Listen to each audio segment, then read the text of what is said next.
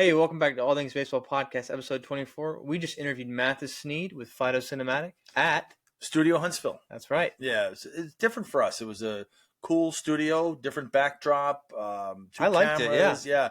It was great, and it was really nice. Shout out to them, Jay. Just wonderful. And I think we learned a lot about production, video production. The product that we learned that Fido Cinematic is focused on are mini documentary, mini docs, yeah. And I mean, just a testament to how he works, the pre-production and how he was setting things up in the studio. I was just like so impressed. Yeah. I mean, we got to see it up close and personal, and just the detail that he has with the shoots and things Definitely. like that. So we do think that this will bring a lot to the table for anybody who uses his services for recruiting purposes, for getting that video out to. I don't want to give too much away. I think the mini documentary is such a great tool, and I was just really stoked that the new kind of wave of recruiting and how it works is, I think it could be a game changer for sure. Yeah, it'll get a lot of players, I think, more notice that maybe just send highlight reels and maybe they don't stand out, but if they really get to know the player. So with that, definitely, let's get into it with Mathis Sneed. And don't forget that if you are in the recruiting process, you can go to haystack.com using promo code PVSR15 to get your 10% off. And Haystack is great. They'll kind of walk you through it. It's much less expensive than other recruiting services. We kind of lock you in. You can cancel at any time.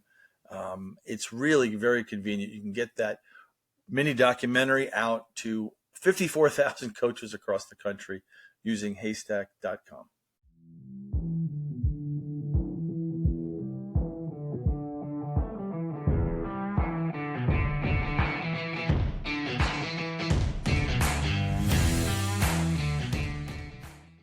And now we're here in Studio Huntsville with Mathis Sneed with Fido Cinematic. Welcome. Thank you. I appreciate it. Thanks we should probably start with how we met each other, sure. Right? I mean, I guess it was a few months ago. Mm-hmm. You reached out and was the certificate, right? Yes. Okay, right. So some friends of ours were at a charity event of some kind and saw one of your company's certificates for hitting lessons. Right. And knew that our daughter plays softball and thought, oh, we'll get this for the Sneed family, and bought that and gave it to us so that our daughter could go get some hitting lessons because she needs it. But she's a good hitter, though. She is. All hitters need a little. All hitters need a little help. But we reached out to you and were able to get scheduled some time, and we love working with you. You've done a great job coaching her. Look forward to continued work with you on that front. But yeah, you and I got to talking one day. We did, and I told you about our podcast and what we were doing. Johnny and I and Christina, our producer and daughter, my daughter, we just came up with this family podcast, and we just this is episode 24, and we're just having a blast doing it. So when we were talking together, it was just natural, just about hey, we're moving into this direction for 2025 with scouting and player development, and then it just started from there. Sure. And I guess starting with the question about Fido Cinematic, like, tell us how you got into this. Like, sure. how did you start getting into this business? So I've been a creative just about my whole life. When I was a kid, I drew all the time, involved in a lot of different things there. And then in high school and college, I got into theater and productions of that kind. And eventually I had kids and had to set all those fun things aside because kids never let you have any fun. You have to just work all the time. But that creative side of me never left. I trained in college to be a landscape architect, and I've been a licensed landscape architect practicing in Alabama for 20 years. But that's not the same kind of creativity. And there was always that itch in the back of my head. And several years ago, some friends and I tried to put a podcast together on something, and it just kind of fell apart. And then sort of tried to go this other route, and it just never materialized. And as I say in my intro video that's on my YouTube channel, in 2022, I just got fed up. I'm tired of not doing something. I'm doing something. I'm going headlong into this. So I started Fido Cinematic. I got a camera and I started working toward it. And then last year, I quit my job. I'm no longer practicing daily as a landscape architect. I do still do a little bit of consulting work, but as of February of last year, Fido Cinematic is what I do full time, and wow. it's about filmmaking. For me, it's about storytelling. I want to tell stories, and there are stories to be told all over the place. For sure. I mean, and when we were talking, I think after one of the lessons, we just started talking about the mini documentaries for student athletes. I mean, our focus for 2025 and what we like to talk about is scouting players and the development of them. And when you started, I could just feel the passion in your voice about, yes, it's more than just highlight reels. Right. So tell us a little bit about, how you came up with this mini documentaries for athletes. Sure. The reality of today's sports and today's athletes is very different than what it was 10 and especially 20 or 30 years ago. You go back far enough, 20, 25, 30 years, and college programs were trying to find, they would scour the country looking for that 2, 3, 5 players, those handful of shortstops that could fit in, or those handful of linebackers, or that point guard. They were looking for the 1 or 2 guys that could do physically what they needed to do for their program. Man, today they've got hundreds. They've got hundreds. Right. Yeah. And so back then, you wanted to make sure that they knew that you were around, that you had those physical gifts, because they're just looking for the few that could do it physically. Yeah. And so that highlight reel really showed them. And that was really kind of enough, because they needed to get through as many people as they could quickly, because they're only looking for 2 or 3. That's not the case anymore. They've got dozens. They've got hundreds of shortstops, of designated hitters, of linebackers, of point guards, of golfers, of soccer goalkeepers, or whoever it is. They got dozens or hundreds of them that can do it. So now they're looking for something more. They need teammates. They need good character. They need leaders. They need so much more than, as I say a lot on my website, just a highlight reel. That that fits right into the conversations we have with coaches. So definitely, it's just when you talk to a coach, it's usually the character, like, what is this player like? How does he interact with his teammates? And you can't just show a highlight reel and expect. I play with guys in my career that they probably look good on paper, but once you start playing with them, it's a whole different story. So I think that's amazing. You get to showcase just like what a player is really like. Right, and that's really kind of the goal of it, was to be able to offer something to student athletes who are looking for a shot. Let's be honest. If you're already a truly specimen talent, if you've got a vertical that's off the charts, or you can run fast, you don't need my help to get you noticed, man. Coaches know who you are.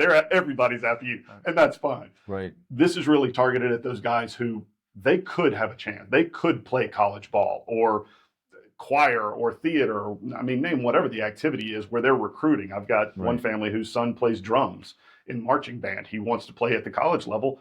Similar process. They're looking for quad drummers who can do that. There's a recruiting process there. My product is really aimed at those people who they really just need a shot. They need an opportunity.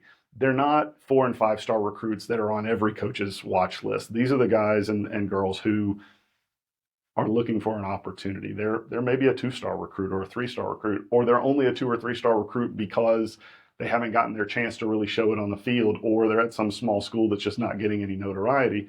They want to stand out. They could send a highlight reel, but again, so we're all the hundreds and thousands of other players trying to get the same opportunity they are. They're all going to send a highlight reel.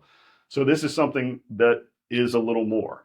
It shows who the player is. We want to show what they look like in the dugout. We want to show what they look like over there on the sideline. We want to show how they're prepped. What do they do in the weight room? What does it look like? How hard are they working on the field when it's just them and a coach, or them and their dad, or them and a teammate? What does that look like? Because that's where a coach can start to get an idea of the more complete player, what kind of fit they might be on my team. That highlight reel doesn't do all that. So this is a little more. As you're talking, I'm thinking about, because this is All Things Baseball podcast and softball. We do talk about softball too. And I know that this particular sport has lots of players, and there's very few scholarships. Mm-hmm. You know, when Johnny played, you know, he was talking to Division I schools, and constantly would say, we only have 11.7 scholarships. Right. So even more to your point, you know, it's so important that these coaches, because they can't, even if they wanted to, recruit 25 guys, you know, for scholarships. They're looking for guys who be role players, who may be a sleeper that could, you know, turn into something, and maybe they earn a scholarship down the road. So knowing beyond the, you know, the batting average and the highlight reels has got to be even more important for our sports that we talk about. And you're absolutely right. When it comes to baseball, especially, they have probably the greatest limitations on scholarships and what they can do for their players of any sport. Right. It's a little ridiculous. I don't understand where that came from, but it is what it is, which really puts a whole lot of pressure. They don't want to bring a guy in and miss. Whether it's miss on talent, or it's miss on leadership, or it's miss on attitude, or they really don't want to take that chance and have it go sideways, because they don't get that many. And if they miss one guy, that's a high percentage. I mean, a football team's got 70-something kids on the roster. Yeah, if one of those doesn't work out, you can probably still manage. Now, if you're starting quarterback, that's another story. But I mean, the third string left tackle, you might be okay if that one was a miss. But you miss on a shortstop, oh, you're in trouble. You miss on a designated hitter, oh, you're in trouble, because you don't have 43 other guys you can just plug in there and try something else. So yeah, that the stakes are a lot higher on the baseball side than they are other sports. So you told us that you're a storyteller. Right. How do you tell a good story? Like, how in what you do? So it's about, first of all, it's about what you're trying to get across in the film project to begin with. And especially for the mini documentary, what you're looking for is to stand out from the hundreds or dozens or thousands of other messages that coaches and programs are getting. And that story, you want to make sure it's including who you are as a person. You want to fill in that picture around the highlight reel. We're not saying you don't need a highlight reel, but let's put it in context. That's a lot of the story. So you could look at, I mean, we can think back to, and I'm a big football guy just in my spectating world, but growing up, I played baseball up, down, and sideways. I played all kinds of baseball. Right. But a lot of what I pay attention to today is around football. And everybody saw just a couple months ago, Saquon Barkley did that backwards leap over the guy in the middle of a play. I mean, oh my goodness. Right. Well, we look at those so often and we think, oh my goodness, that's just remarkable. What a special moment that was. Well, the truth of the matter is, how hard does he work in the weight room to build up his legs so that he even physically can do that? Right. So when you're talking about telling a story in the context of this, yeah, we want to pull those highlights. That player who makes the amazing diving catch up the middle and robs a two-run triple.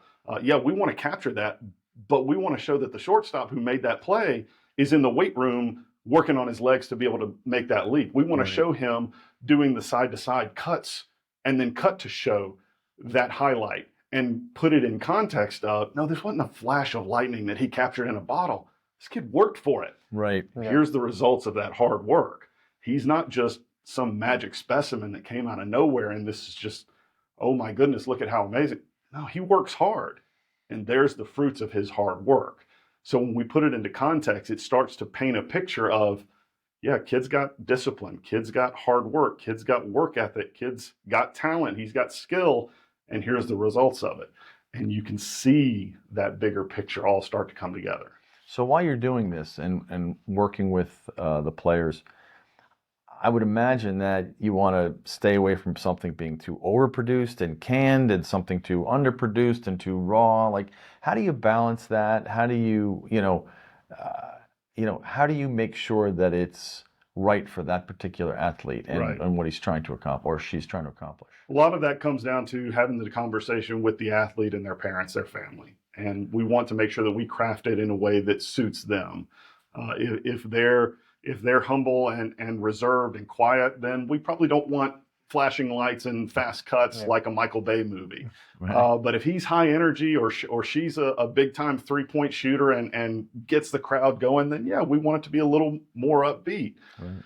But in terms of production level, Well, the easy one is the high production. How do you keep it from being too high production? That's easy. It's usually cost limiting. Right. Most people don't have or are interested in spending the amount of money that it would take to Fair enough. overproduce something like this. So that part's kind of easy. Okay. To make sure it's not underproduced, that really comes down to, oddly enough, it very, very nicely parallels to your effort in sport, in baseball, in football, and whatever yours is. It comes down to commitment and it comes down to effort. What I'm offering, this mini documentary product, is certainly something that players and their families could go shoot themselves. They could pull their phone out, they could sit down on the couch, and they could film it and talk into the camera and answer a few questions from someone off the shot, and cut all that together, and they could do it themselves. It's not going to look the same. Right. It's going to look like you pulled a phone out and you just shot it. That's not going to demonstrate the level of commitment and the level of effort that you probably put into your sport. That's really gonna undermine it. And so, yes, what I'm offering, it's not inexpensive. I mean, a lot of our packages really kind of start at about $1,500 for one of these, and that's pretty basic. I'll be honest, this isn't cheap, but it's an investment in your future. You really are trying to achieve something with this, but it also parallels to, you've put hours and years worth of effort into trying to get to where you are now and hoping that it carries you to where you're wanting to go next. Right. Is 20 minutes in an iPhone properly reflecting those years of effort you've put into your sport? Right. Maybe so. Maybe you can nail it. I'm pretty confident I can help you make it even better. Right. Yeah. And help coaches see the effort. Wow, if they put this much effort into putting a video together, they really want it. Yeah. They really want it. That's going to speak to the level of commitment they've probably got to come be part of this program. Yeah, we've definitely run across a lot of players over the years where we know they put in the work. We see it, and they just never really get that fair shot. And that's something. And there's so many coaches out there that never saw them because they probably just didn't know or didn't know. This medium has evolved, though, right? It has. I mean, you know, just in setting up here. I mean, we're here at Studio Huntsville. I can tell you that we've learned a lot, and there's a lot to it. Yeah. Yeah, I know it's evolved. Yeah. And going back to sort of bringing that back to where things have changed in the last 20, 30 years too. I mean, you go back that far, and that highlight reel was kind of enough. I mean, maybe you get where the kid got interviewed by the evening news after the big game on Friday or whatever. Sure, you can tack that on as well. But that's really kind of all there was. You didn't have 1,000 fans in the stands, every one of them carrying a camera who could point it at it, and you could get 12 different angles. You didn't have high schools with media teams who have got 3 cameras on the field for cutting together hype videos and highlight reels for their own internal uses. So you've got all those angles you can throw to it. That stuff didn't exist. Now there's all kinds of different ways that you can get footage to tack onto that highlight reel to really build it out and make it look very impressive. But there's more to an athlete than your highlights. No question. And that's what I really hope to show, because I did not play college ball. Maybe I had enough talent to do it. I don't know. I ended up with a really bad coach at one point who ran a bunch of us off. And it's like you say, there are a lot of good coaches out there who never saw the kid. The kid never got a shot. And there are certainly situations like that happen, of kids get burned out of a sport by their own effort or their parents' effort, or get run off by a bad coach. You hate to see that, because if a kid loves to play the sport, man, let's see them play it. Let's let them go. Let's let them go do it, because you've played it. You've got a history of playing, and I played it all through my youth years. Man, there's nothing like it. It's so great. If we can help somebody play a little more, man, let's do it. Right. Now, Johnny, I know you're in your head, you're thinking about, you're 25, and so most people just saw you through your highlight reel. I mean, it wasn't really more than that. Yeah, we had visited actually a college, I won't name them right now, but the only thing he had ever seen was from a highlight film, and a couple people told him about me, and we were shocked. Yeah, we were shocked, and he offered me right on the spot. I just came to visit because my coach told me, hey, this coach is interested in you. he'd like you to come visit. Sure. Now, the reason he did was he had just lost 2 catchers, in the recruiting process, and he was, oh, I love your highlight reel, but it wasn't the school that Johnny was interested in. Right. And he didn't know me, so He didn't know you, and that kind of turned Johnny off. Like, oh, okay, you've never seen me play live. Felt like he invited him. He just wanted you to fill a hole he suddenly found himself. Yeah, and I never had a personal connection. I didn't, know what really I was going there for or not. But actually, the coach I ended up playing with, I had a connection with. I'd grown up going to hitting lessons with him, and he knew me already, and it was an easy kind of connection, and I loved playing for them, so it worked out. Yeah, it really worked out. Yeah. But yeah, it's like, how does a coach get to know you if all you know is just a small little highlight reel? Right. So that's the big question. Well, and I wouldn't ever try and hold myself out there of what I do or what I'm offering is going to, oh yeah, you're going to get your scholarship. No. Right. But that's not really what it's about. It's really about just trying to get you a return call, because again, I'm probably not here to help the guys who are 4- and 5-star recruits. They don't need my help. But everybody's after them. But the guys who I'm here, my product and what I'm trying to do are really here to help. They're the ones who all they're after is just somebody call me back. Somebody return my email. That's what this is intended to do. It's to help you stand out so that hopefully coach clicks on your email, starts watching, oh, this isn't just a highlight reel. What am I doing here? And finds a little more. And hopefully what he clicks on next is reply and not next. That's what most of these players are really looking for. If they get a scholarship, that's fantastic. If they get a spot on a D1 school, those guys are living their dream. But really, most of the players we're talking about, they just want somebody to call them back. And that's what this is designed to do. It's to help you stand out so that you get that return call, you get that return email, so that you get a shot, you get a chance. Right. Yeah, I think that's really, for a while there, that's what I was hoping. I just get a call back from one coach or this coach or that coach, and at the end of the day, I was just happy to get a call. So kind of take us through a little bit too, when you meet with a player or someone who's interested in, getting this mini documentary, where do you kind of start, like the shot wise? Like if they go to school and then work out and go to practice and go to the games, kind of take me through that. Sure.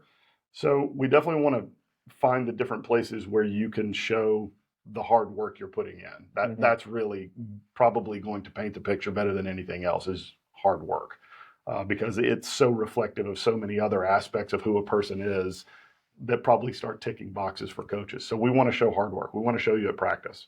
We want to show you in the weight room. We want to show you off doing drills. I mean, baseball's a perfect one, especially for infielders. Man, you can get a whole lot of reps done in a driveway against a brick wall with a tennis ball. Right. Man, if that's what you do, let's put a camera on it. But we want to show interviews. We want to sit you down in some kind of environment that makes you comfortable, whether that's a weight room or a locker room or the bleachers at the field or your parents' living room, somewhere that feels comfortable to you and helps you relax and show some authenticity. We want to show that so that we can hear what it is you're after. What are you looking for? What are your goals? What is your focus? What is the appeal you want to make to a team? So it's sort of a mix between those different settings. We would love to get some shots of you going into a game, you coming out of a game. We definitely want to see you over in the dugout celebrating because somebody just hit a home run, or you did. That'd be fantastic. Or a win and all the celebration that goes on. But you probably want to show them what you look like. You just struck out. Right. How do you handle that? Do you handle it like a grown-up? Do you handle it with maturity? Do you handle it with respect and responsibility? Coach cuts you off before you get in the dugout because he wants to let you know, hey, you drop your shoulder here. Do you sit there, yes sir, or do you shrug him off and you keep walking back? Man, that's not going to tell a team that you're ready to play at their level. So we'd love to get shots at a game. We'd love to get shots before a game and after a game. So it's really just a coordination with me and the player and their family to build out the shots and the package to make sure that it works for them and what they're trying to show. I don't have a standard on that, Yeah. because if I just say, oh yeah, we're going to slot you into this, and I could put that together in an AI something or other and deliver it online, and yeah, just drop in all your clips and it'll. I don't want to do that. I want Right. to tell a story. Let's go make a connection, not just you and me, but let's make it with you and these coaches. And the only way to do that is custom tailored each one to the player.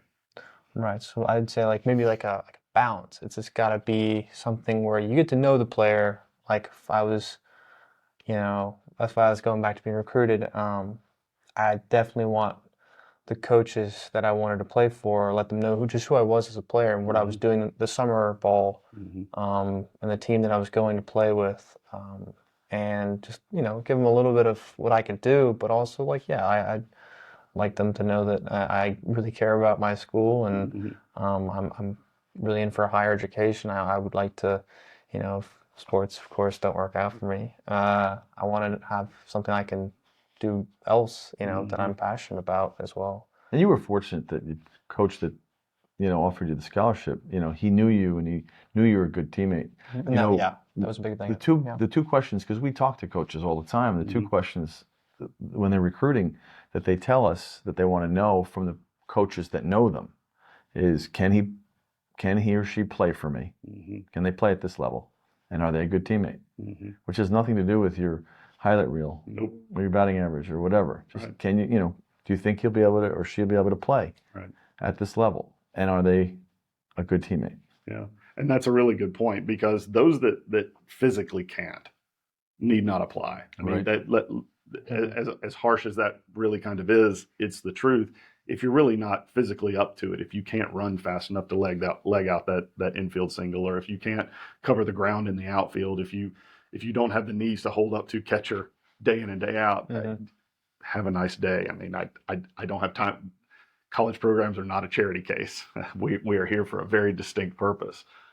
So those that can't, well, I'm happy to help, but you may be chasing something that's really not realistic. Right. But what that also means is, again, if you're trying to set yourself apart, man, you can just go on and assume those hundreds or thousands that have turned in trying to get the same opportunity, they can, because if they couldn't, somebody would tell them, no, you don't waste that coach's time. Right. So you're already up against that. That's a given. Right. So how can you distinguish yourself? The rest of it is attitude and maturity. Yeah, it's the intangibles, the things that you don't see every day, honestly. Yeah.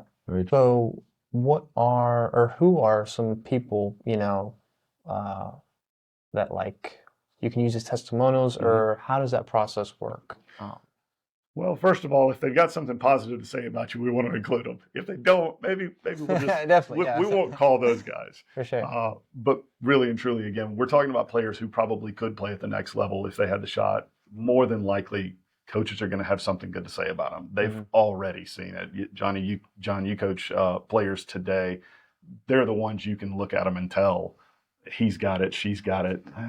I like your hard work, but I'm not sure you're going to be there. Coaches know. Right. And if you're that determined to really reach out and try and get your opportunity, coaches are going to have seen that kind of intensity, that kind of passion from you. They're going to be able to speak to that. Right. Probably your teachers. I'll be honest with you. Teachers probably have more positive things to say about kids than they realize. Most people think, oh yeah, Miss Smith, my English teacher, she's always ragging on me. She's always just, oh, it's so hard in that class. Yeah, I'd be willing to bet Miss Smith has some really good things to say about you that you had no idea. Right. Parents, people from church, neighbors, teammates. Coaches are looking for good teammates. Right. Probably bringing your teammates in to say a couple of words about a player could go a long way.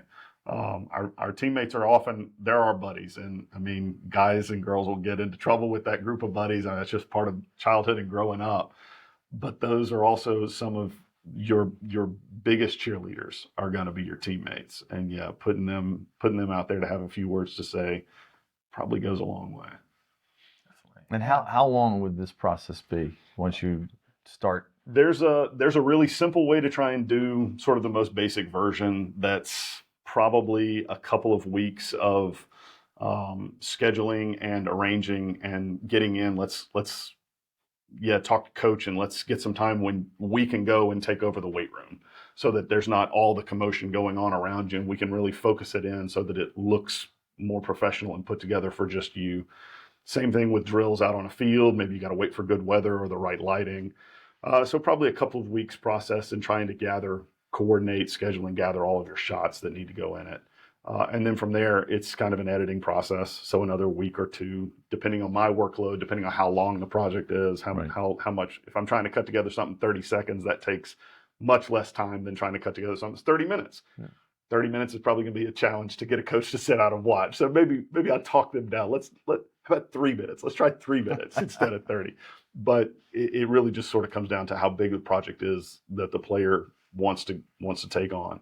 I'm working with one right now who runs cross country, and I've been to a couple of his meets, so we've got footage of him interacting with his teammates and his coaches at a meet, not at practice when the stakes are a whole lot lower, not something staged, which there's a place for that as well.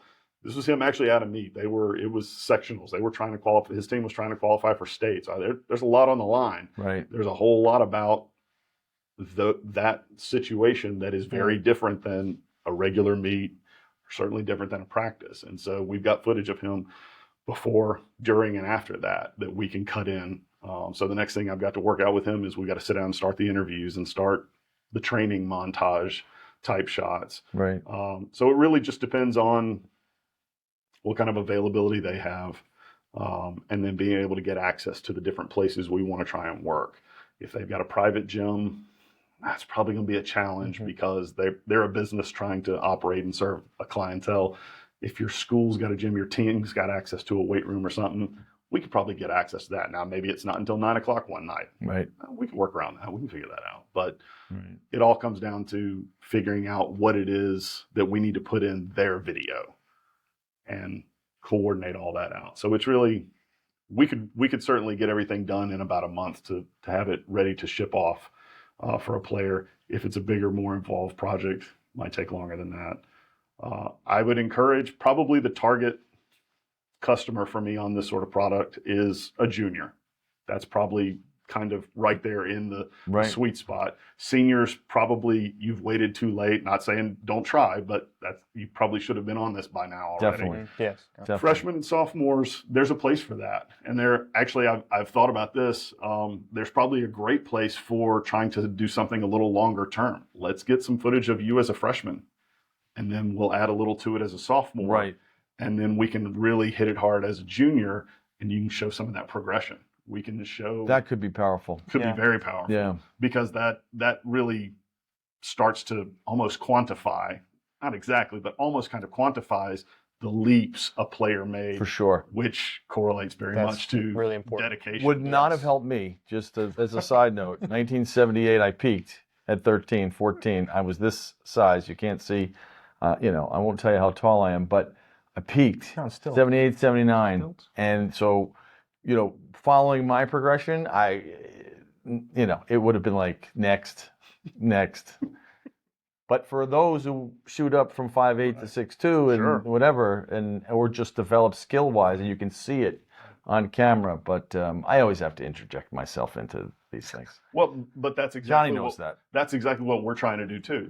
That is exactly the process that we're trying to go through. Is we want to help players interject themselves into that routine that coaches and programs and recruiters are going through. We want you to stand out in that. So what you're talking about, and I know you're apologizing to us for it. No, that's exactly what we're trying to do. Let's do that.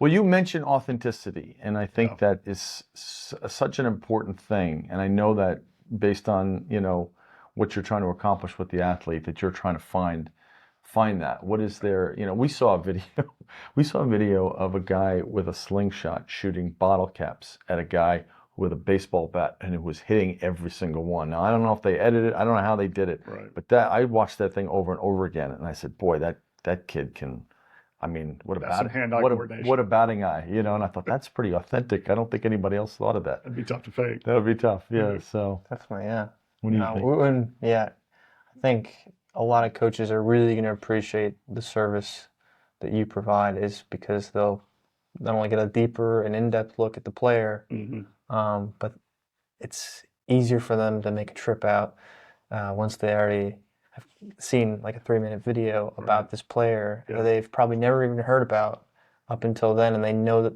it's a much better fit for their program, and then they get to meet him. That's usually, and verify it. Yes. Yeah.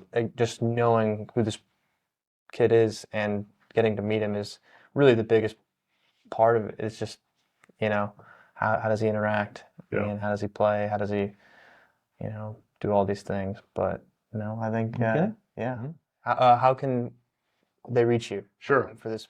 My website is a great place to start. You can see a lot of what I'm about as a filmmaker, and it'll sort of bounce you through so that you can sort of find the place to reach out to me, but it's phtocinematic.com. I've got an email address set up. If you'd like to just go in and reach out to me directly, I'd be happy to hear from you. That's athletes@phtocinematic.com.